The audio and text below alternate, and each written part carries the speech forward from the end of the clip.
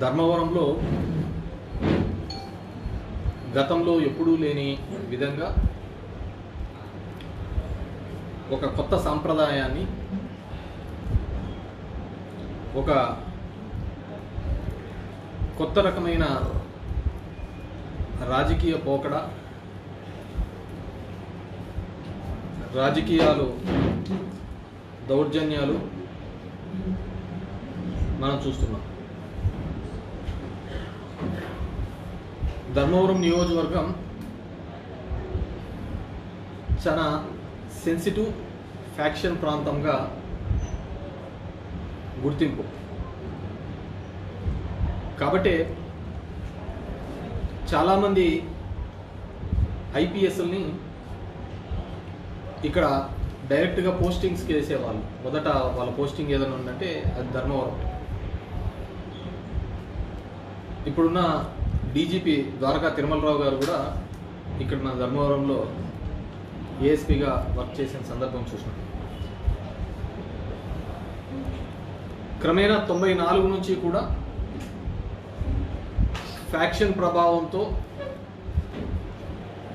అప్పటి పెనుగొండ, ఇప్పటి రాప్తాడు, ధర్మవరం మీద మొదటి నుంచి కూడా ఫ్యాక్షన్తో ఇక్కడ భయాందోళన ఉండే పరిస్థితి చూశాం. తర్వాత రెడ్ స్టార్ అనే ఆర్ఓసి అని 2 సంస్థల ద్వారా ఇక్కడ ఒక మారణ హోమమే చూడడం జరిగింది. దాని తర్వాత ఆ రెడ్ స్టార్ ఆర్ఓసి క్రమేణా రూపం లేకుండా వెళ్ళిపోవడం జరిగింది. 2004లో కాంగ్రెస్ గవర్నమెంట్ వచ్చిన తర్వాత, ఇదంతా అప్పుడు తెలుగుదేశం గవర్నమెంట్లో జరిగింది. 2004లో కాంగ్రెస్ గవర్నమెంట్ వచ్చిన తర్వాత ఇదే విధంగా క్రైమ్ అంతా కూడా వైఎస్ఆర్ వచ్చిన తర్వాత క్రైమ్ అంతా కూడా బాగా కంట్రోల్ చేసుకుంటూ వచ్చి 1-2 ఇయర్స్ ఉన్నప్పటికీ కూడా తర్వాత అన్నీ కూడా క్రైమ్ కంట్రోల్. నేను 2006లో ఇన్ఛార్జ్ తీసుకున్న తర్వాత ఇలాంటి క్రైమ్స్ అన్నింటినీ కూడా నిదానంగా కూడా తగ్గుకుంటా రావడం జరిగింది. గత 5 సంవత్సరాలు చూస్తే నియోజకవర్గ వ్యాప్తంగా ఏ ఒక్కరికి ఇబ్బంది లేకుండా, ఏ ఒక్కరికి ఏ సమస్య లేకుండా ఉండడం జరిగింది. చాలా చోట్ల వివిధ సందర్భాల్లో సమస్యలుండి ఇబ్బంది పడుతున్న సందర్భంలో కూడా మా కార్యకర్తల్ని, మా నాయకుల్ని సముదాయించి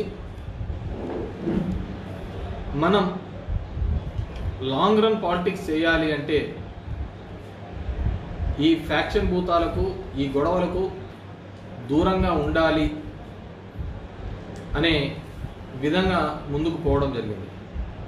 దాంట్లో భాగంగానే ఎక్కడే కానీ ఒక్క ఫ్యాక్షన్ మర్డర్ కూడా గత 5 సంవత్సరాల్లో చూస్తే ఒక్క ఫ్యాక్షన్ మర్డర్ కూడా లేకుండా, గొడవలు లేకుండా చూసుకున్నా. ముఖ్యంగా మా కార్యకర్తలకు అందరికీ కూడా ఆ విధంగా చెప్పి నిలువరించినందుకు వారికి ముందు నేను క్షమాపణ కోరుతున్నాను. ఎందుకంటే ఆ రోజు కన్నా మనం వాళ్ళు చేసే చేష్టలు కన్నా ఖండించి ఉంటే ఈరోజు ఇలాంటి సంఘటనలు జరిగి ఉండేవి కాదు. ఈరోజు సంఘటన చూస్తే వారం రోజుల కిందట వెంకటగారపల్లి, బత్తలపల్లి మండలం ఆ గ్రామంలో వైసీపీ వారికి అక్కడున్న టీడీపీ వారికి ఒక ఘర్షణ జరిగింది. ఆ ఘర్షణకు మూలం ఏంటంటే చిన్న గొడవ జరుపుకున్నారు, మాట అనుకున్నారని పోలీస్ స్టేషన్లకు ఇరువురు గ్రూపుల్ని రమ్మని చెప్పినారు. మా వాళ్ళందరూ కూడా పోలీస్ స్టేషన్కి వచ్చిన పిమ్మట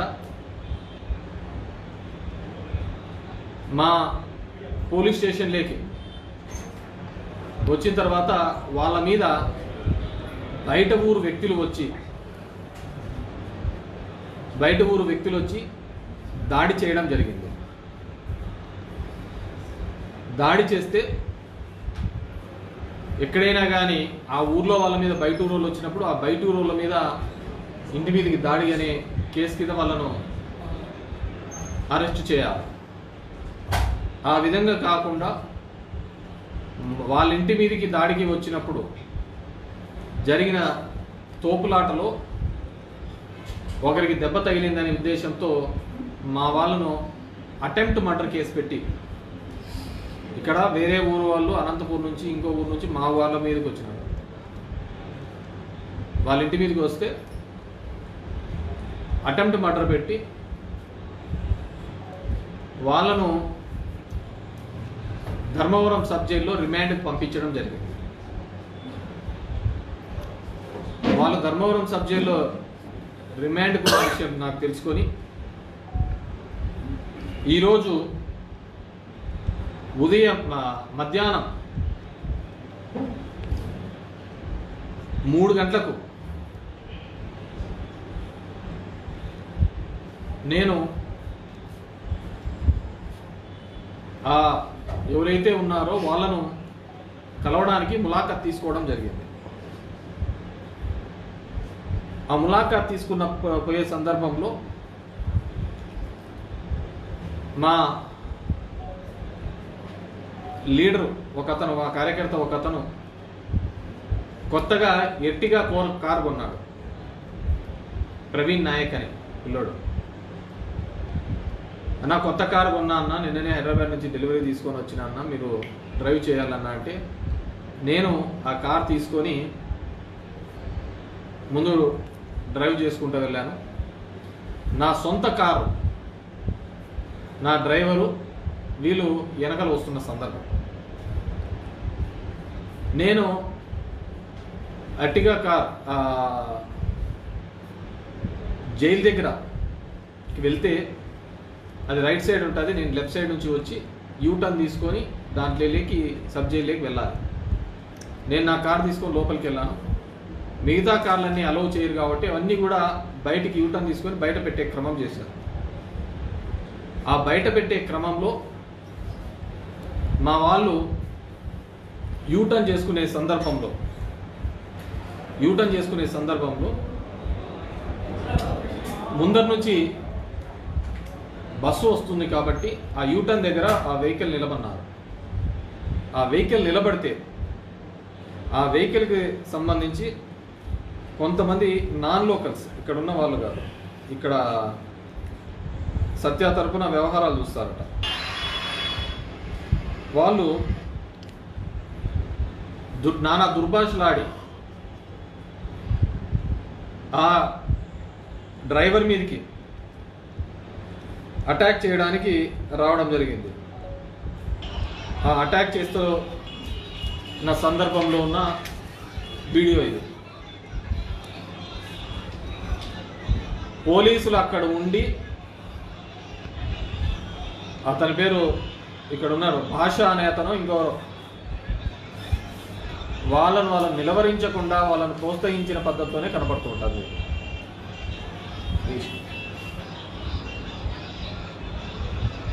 ఆ యూటర్న్ తీసుకునే క్రమంలో అసలు ఎవడన్నా కానీ యూటర్న్ తీసుకోలేదు అన్నప్పుడు హారం కొడితే దానిలోకి ఆ బస్సు పోయిన తర్వాత క్రమేణా క్లియర్ చేస్తారు. దానిలోకి రప్చర్ చేయాల్సింది ఏందో లేదు. అంతమంది సడన్గా అక్కడ ఎందుకు గుమిగూడారో కూడా తెలియదు. సరే, వాట్ ఎవర్ ది. సో ఇది జరిగినది. మా డ్రైవర్ మీదకి ఏ విధంగా వస్తున్నారు, నేను ఆ బండ్లో లేను. నేను ఆ ఎట్టిగా బండ్లో నేను ఆల్రెడీ ములాఖాత్ తీసుకొని లోపలికి వెళ్ళాను. నాకు లోపల ఉన్నాను కాబట్టి బయట ఏం జరుగుతుందో తెలియదు. తర్వాత నాకు వీడియో క్లిప్పింగ్స్ మిగతా వాళ్ళందరూ విలేకరులు వీళ్ళందరూ పెట్టిన దాన్ని బట్టి కనపడింది. ఇది అయిపోయిందా? సో ఇది ఈ విధంగా సుమారు 100 మంది ఈ విధంగా ఆయన మీద, మా డ్రైవర్ రామాంజీ మీద పడి హత్యా ప్రయత్నం చేయాలనే ఒక తపనతో చేసినప్పుడు, అతని మీద హత్యా ప్రయత్నం చేసినప్పుడు 100 మంది ఆయన బండి మీద వెహికల్ పెట్టినప్పుడు ముందరికి ఒక వ్యక్తి ఎక్కి దాన్ని బద్దలు కొట్టాలనే ప్రయత్నం చేస్తూ అతని మీదకి దాడికి ప్రయత్నించినప్పుడు అతను ఎటుపోగా పాలుపోక అతను ఏ విధంగా బతకాలి అనే ఉద్దేశంతో వెహికల్ని ముందుకు పోనించడం జరిగింది. అది మీరు వీడియోలోనే చూపించే నేను మీకు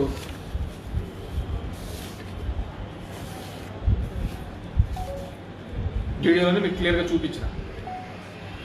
అతని మీద ఎంతమంది పన్నారు, అంతకుముందు అతని మీదకి దాడికి ఏ విధంగా ప్రయత్నం చేసినారు, బండి మీదకి ఎక్కి ప్రాణాలు కాపాడుకోవాలనే ఉద్దేశంతో మా డ్రైవరు అక్కడి నుంచి వెళ్ళిపోయే పరిస్థితి చూసినారు. దాంట్లో దాని మీద ఎక్కి అతని మీద దాడి చేయాలనుకున్న వ్యక్తి కింద పడడం జరిగింది. సో అక్కడ ఎందుకు అంతమంది ఉన్నారో ఏమో, అసలు ఎందుకు ఏ విధంగా గుమ్ముకున్నారు. మేమంతా 5-6 మంది ఉంటాం. హార్డ్గా చూస్తే 5-6 మంది ఉన్నాం, అంతకుమించి ఏమీ ఎక్కువ లేదు. మేము లోపలికి వెళ్ళిపోయినాం, సబ్జైల్లో ఉన్నాం, ములాఖాట్లో అక్కడ మాట్లాడుతున్నాం. దాని తర్వాత అక్కడ ఉన్న మా వాళ్ళల్లో ఇతను మా సాక్షి విలేకరి రమేష్, అందరికీ తెలిసినదే, మీ మిత్రుడు, మీతో పాటి తిరిగేవాడు, మీతో పాటి తినేవాడు, తిరిగేవాడు, తిల్లాడేవాడు. ఇతనంటే తెలియలేదు. ఇతని మీదికి సామూహికంగా 6 మంది వచ్చి లాఠీలు తీసుకొని, పోలీస్ చేతిలోంచి లాఠీలు తీసుకొని 6 మంది వచ్చి ఒక విలేకరి మీద దాడి చేయడం జరిగింది. ఆయన ఏమి వేరేది ఏంది చేయలేదు. అక్కడ జరుగుతున్న సంఘటనా ప్రాంతాన్ని మొత్తం రికార్డింగ్ చేస్తున్నారు. సంఘటనా ప్రాంతాన్ని మొత్తం రికార్డ్ చేస్తున్నాడు. దానికి రికార్డ్ చేసుకుంటే అతని దగ్గర ఫోన్ గుంజుకోవడం జరిగింది, ఆ ఫోన్ పగలగొట్టుకోవడం జరిగింది. ఆ ఫోన్ ఇంకా ఇప్పటికీ అతని చేతికి అందించలేదు. రమేష్ అని మీ అందరికీ తెలిసినదే, తెలుసా లేదా? తెలుసు. ఎందుకంటే మనం అన్ని అమర్నాథ్ రెడ్డి అని ఇతను స్టూడెంట్ లీడరు. 2012లో 16లో డిసెంబర్ శబరిమలకి వెళ్తూ యాక్సిడెంట్ అయ్యి, శబరిమలకి వెళ్ళి యాక్సిడెంట్ అయ్యి ఇతనితో పాటు నరసింహారెడ్డి అనే ఒక పిల్లోని కూడా మేము అప్పుడు కోల్పోవడం జరిగింది, రేగట్పల్లి పిల్లోనికి. ఇతను ఆ రోజు వెన్నెంక కూడా మొత్తం డ్యామేజ్ కావడం జరిగింది. ఈరోజు చూడండి ఏ విధంగా బాధినారు. తిరుగు ఏ విధంగా ఇతన్ని బాధినారు. ఇదంతా కొట్టినది. ఇది అప్పుడు జరిగిన యాక్సిడెంట్లో ఇతను వెన్నెంక జరిగినది. ఇతను నడవలేని పరిస్థితి. ఎవరిని అడిగినా చెప్తారు ఇక్కడ నుంచి 4 అడుగులు కూడా వేయలేడు. ఇతన్ని 10 మంది గుంపేసుకొని కొట్టడం జరిగింది. ఒక వికలాంగుడు. ఇతను హ్యాండిక్యాప్ పెన్షన్ వస్తుందా? చెయ్యి. ఆ రోజు త్రుటిలో ప్రాణాలతో తప్పించుకోబెట్టు కూడా నడవలేడు వికలాంగుడు. ఇతన్ని కూడా కుప్పేసి అందరూ కలిసి కొట్టడం జరిగింది. ఇతను నేను ఆయన షోలో వీడియో ఎక్కడ ఉన్నాడు, పెట్రోల్ బంక్ పక్కన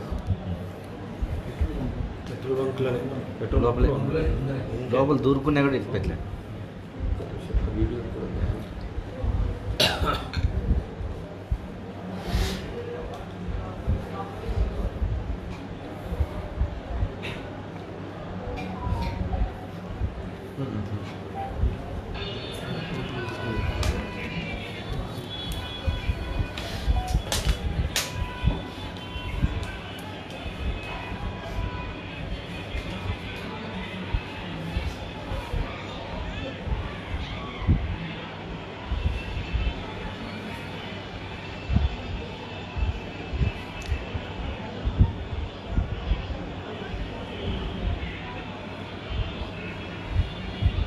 ఈ పిల్లల మీద అంతమంది వచ్చి అసలు ఎందుకు అంతమంది ప్రొక్కులు ఒక బండి ఒక 2 నిమిషాలు కూడా నిలబెడితే తట్టుకోలేనంత పరిస్థితులలో వాళ్ళు ఎందుకున్నారు. ఈరోజు నేను వచ్చి ములాఖాత్ చేస్తున్న విషయం అందరికీ తెలిసిన విషయమే. మ్యాక్సిమం అందరికీ కూడా నేను ఈరోజు వస్తాను ములాఖాత్కి కలవడానికి వెళ్తానని చెప్పేసి తెలుసు. వాళ్ళు అంత త్వరగా అక్కడ ఏమీ లేని సంఘటనకు ఎందుకు ఆ డ్రైవర్ మీద అంతగా దాడికి ప్రయత్నం చేయాలని చూసినారు, ఎందుకు వాళ్ళ మీద పడి చేసిన తర్వాత దాన్ని ఎందుకు అంత పెద్ద సీన్ క్రియేట్ చేయాలని చూసినారు, ఎందుకు ఆ విధంగా చేయాల్సి వచ్చింది. సో దీని వెనకాల ఎందుకంటే I have informed the department. DSP గారు సెలవు మీద ఉన్నారంట, 1 టౌన్ సిఐ గారు సెలవు మీద ఉన్నారు. దీంట్లో అన్నిటికంటే ఏంటంటే పోలీస్ స్టేషన్ 1 టౌన్ పోలీస్ స్టేషన్కి సబ్ జైలుకి మధ్య ఉండేది కామన్ వాల్. అంటే 100 అడుగుల దూరం కూడా లేదు పోలీస్ స్టేషను, 100 అడుగులు కూడా లేదు పోలీస్ స్టేషను. పోలీస్ స్టేషన్ 100 అడుగులు కూడా దూరంలో లేకుండా ఉన్న దానిలోకి ఈ విధంగా శృతి మించి ఏ విధంగా వస్తారు. మేము 5 years ఉన్నప్పుడు ఎప్పుడే కానీ ఇలాంటి సంఘటనలు జరగలేదు. అలాంటి సంఘటనలే జరిగి ఉంటే వీళ్ళు ఈరోజు బయట తిరిగే వాళ్ళే కాదు.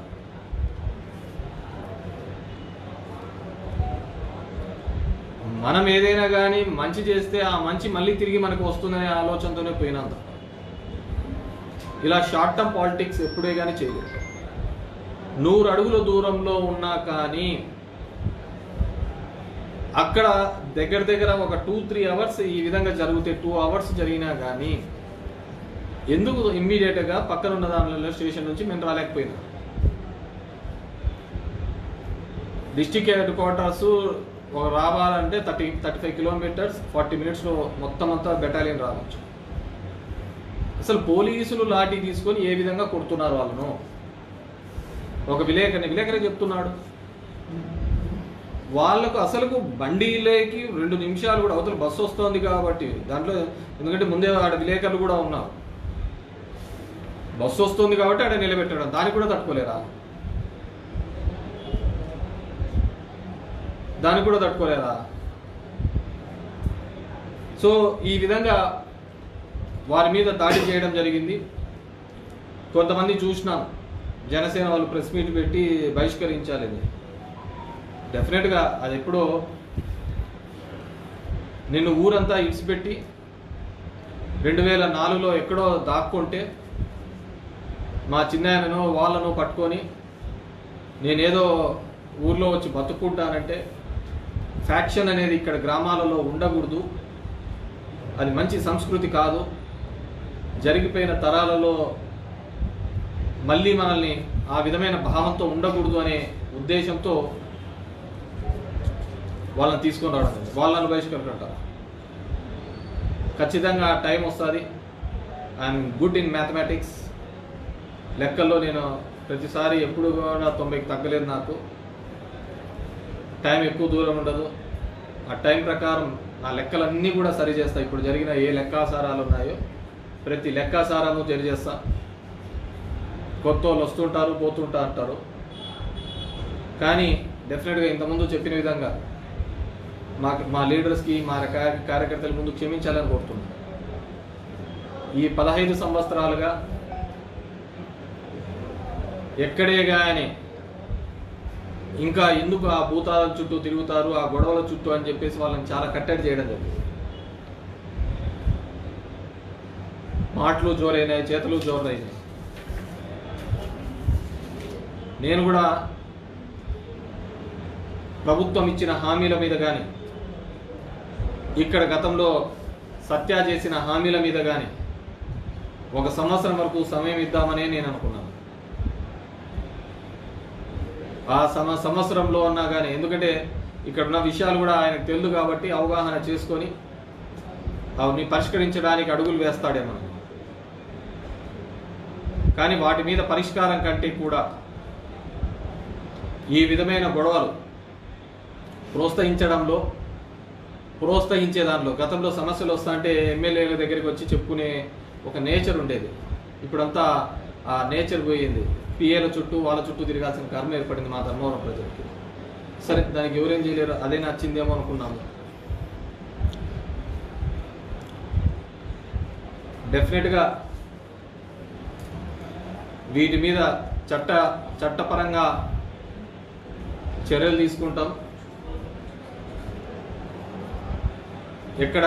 ఎందుకంటే నేను లోపలికి వెళ్ళి కూర్చున్న తర్వాత నాకు 5 నిమిషాలకి నోటీస్లోకి తీసుకొని వచ్చినారు. అది కూడా మొత్తం రికార్డెడ్ ఎవిడెన్స్ ఉంది. సో డెఫినెట్గా ఇలాంటి చేష్టలు మంచిది కాదు. ధర్మవరం ప్రజలకు నేను నెత్తి నోరు కొట్టుకొని చెప్పిన, మీరు చాలా మోసపోతున్నారు ఈ విధంగా అని చెప్పేసి. కానీ ఎందుకో నా మాటలో పెడచెవిని పెట్టడం జరిగింది. కాబట్టి నేను కూడా ఒకసారి ఇది చేసిన తర్వాత వాళ్ళ విలువ తెలియాలా, నా విలువ తెలియాలి అంటే దాని గురించి వచ్చిన సందర్భంలో మాట్లాడదామని చెప్పేసి. అంటే నేను మొన్న జరిగిన సంఘటనలో పెట్టడం, మా వాళ్ళను 307 అక్రమ కేసు పెట్టడమే తప్పు. బాధితులను పరామర్శించడానికి వెళ్ళినప్పుడు ఒక చిన్న ఇది పెట్టుకొని అంతమంది గుమ్ముగూడి అంత రాద్ధాంతము చేయడం తప్పు. దాని మీద ఈ విధమైన పద్ధతిలో పోవడాన్ని తీవ్రంగా ఖండిస్తున్నాము. డెఫినెట్గా ఎక్కడికి పోదు, అంతా కలిసినా కానీ ఇంకా 3 నెలలు అయిపోయింది, 50 నెలలు గిమిలి వస్తాయి ఇంకా తొందరగా. సో ఎక్కడే కానీ మా వాళ్ళను అందరినీ కూడా అక్కడ ఉన్నప్పుడు కానీ ఇక్కడికి వచ్చిన వాళ్ళందరికీ కూడా ఎవరైతే మద్దతు తెలపడానికి వచ్చినారో, ఎవరైతే తోడుగా నిలబడినారో, ఫోన్లు చేసి మేమంతా వస్తామన్నా కానీ వద్దు, వాళ్ళంటే పనికిమాలోళ్ళు, పని పాట లేదు. ఒక పదవి వచ్చిన తర్వాత ఆ పదవికి అందం తెచ్చే విధంగా పనిచేయాలి, ఆ పదవికి తగ్గట్టుగా పనిచేస్తేనే మనకు ప్రజల్లో ఉంటామని చెప్పేసి ఆ భావన మీద పనిచేసాం. కానీ వాళ్ళకి అదంతా లేదు. ఎందుకంటే ఇక్కడ ఎవరైతే ఎన్నుకోబడ్డాడో ఆయన లేడు, ఎవరో అసిస్టెంట్లో పెట్టుకొని పని జరుగుతుంది. వాళ్ళకి ఏం తెలుస్తుంది ఇక్కడ దీనిల గురించి? సో ఇంకా ఎక్కడెక్కడ ఏమేమి జరుగుతున్నాయనే దాని మీద కూడా ఇది చెప్తాను, తొందరలోనే చేస్తాను. I want give. నేను యాక్చువల్గా అయితే టైం ఇద్దాం అనుకున్నాను, వాళ్ళు ఉండేదట్లు లేరు.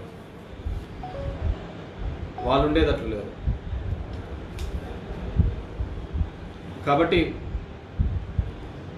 అందరూ కూడా నాకెవరైతే అందరూ వస్తాము, ఇదేందినా ఇల్లేందినా ఎప్పుడు లేదంటే నేను చాలా మందిని అందరినీ వద్దని చెప్పిన, ఎవరు రావద్దండి, అనవసరం మనకి ఇవన్నీ, మనం ఇట్లాంటివన్నీ ఆ లైన్లో లేము.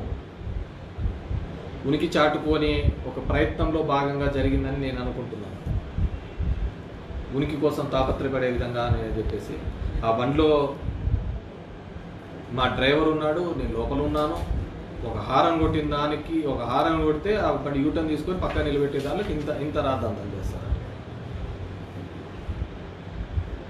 సరే, వాట్ ఎవర్ మేబీ వీళ్ళ బాధితులు కూడా ఇప్పుడు నేను డిపార్ట్మెంట్కి కూడా కోరుకునేది ఒకటి, you maintain law and order, ప్రాపర్గా మెయింటైన్ చేయాలని కోరుతున్నాను. ఈ దొంగ కేసులు ఇలాంటి తప్పుడు పెట్టడం వల్ల డెఫినెట్గా అది ఇంకో పద్ధతికి లీడ్ అవుతుంది. Dharmavaram is very sensitive area. వాటిని తగ్గించడానికి నాకు 15 ఏళ్ళ నుంచి 18 ఏళ్ళు పట్టింది టైము. ఆ క్రైమ్ రేట్ తగ్గించడానికి, ఆ ఫ్యాక్షన్ భూతాన్ని తరిమి కొట్టడానికి నాకు 18 సంవత్సరాలు పట్టింది. ఎందుకంటే ఆ ఫ్యాక్షన్కి నేను ఒక బలి అయిన వాడిని, బాధించబడ్డవాడిని. కాబట్టి అది ఇంకా ఫ్యాక్షన్ అనేది ఉండకూడదు అని కోరుకునేవాడిని. ఆ ఫ్యాక్షన్ ఉండకూడదని కోరుకున్నాను కాబట్టి ఆ ఫ్యాక్షన్ తగ్గించడానికి నాకు ఇన్ని సంవత్సరాలు పట్టింది.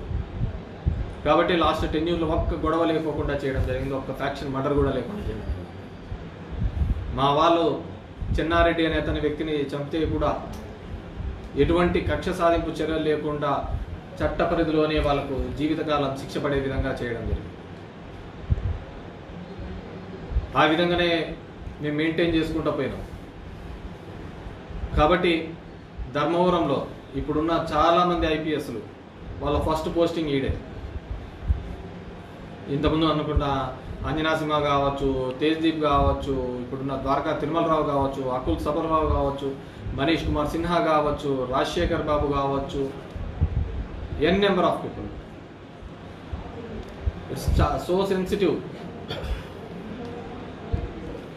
చాలా సెన్సిటివ్ ఉన్న ఏరియా.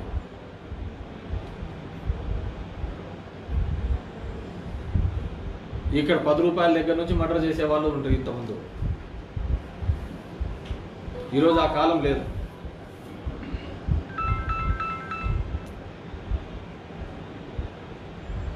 కాబట్టి మేము ఏదైతే ఈ ప్రాంతంలో ప్రశాంతత కావాలని కోరుకున్నామో ఆ ప్రశాంతతను ఉంచడానికి మేము ఎన్నో సాక్రిఫైసెస్ చేయాల్సి వచ్చింది.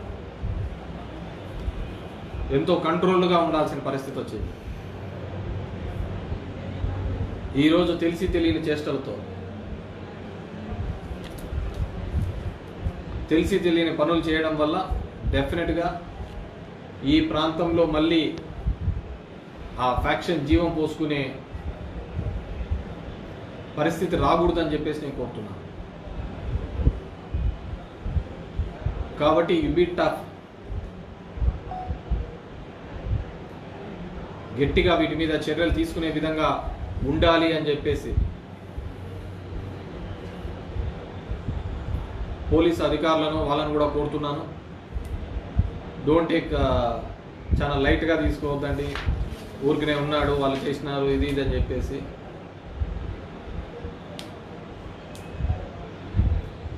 So I request department and ఇది ఎవరైతే ఎగలాడుతున్నారో, ఎవరైతే ఎగిరెగిరి పడుతున్నారో జాగ్రత్త. గాలిపటం కూడా అలాగే ఎగిరెగిరి పోవాలని చూస్తుంటుంది.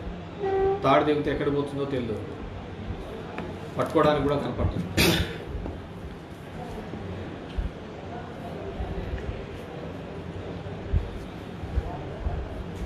ఎవ్రీథింగ్ ప్రతి ఒక్కటి కూడా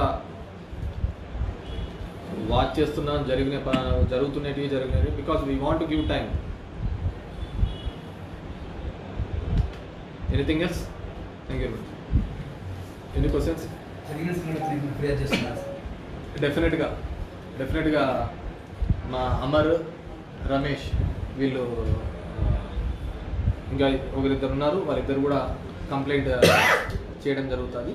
వాళ్ళిద్దరు స్టేషన్ పోయి కంప్లైంట్ ఇచ్చే కార్యక్రమం చేయడం జరుగుతుంది. వైఎస్ఆర్సీపీ శ్రేణులు భయపడించేందుకే ఇది ఒక ట్రయల్ రన్ అనేది ఆరోపణలు ఉన్నాయి. ఇప్పుడు నేను ఎవరికి చెప్పకుండా, ఎవరిని రమ్మనకుండా, ఎవరితో మాట్లాడకుండా, బికాజ్ లోపల ఆ కార్యక్రమం ఫోన్ చేయలేం కాబట్టి మాకు ఇంతమంది వచ్చినారు. అదే చేసింటే ఏముంటుంది? It's not nuisance. మనం అది అలాంటివి ఎంకరేజ్ చేయాలా అనేది ఇది లేదా. సో అలాంటివి చేస్తే ఇంకేముంటుంది?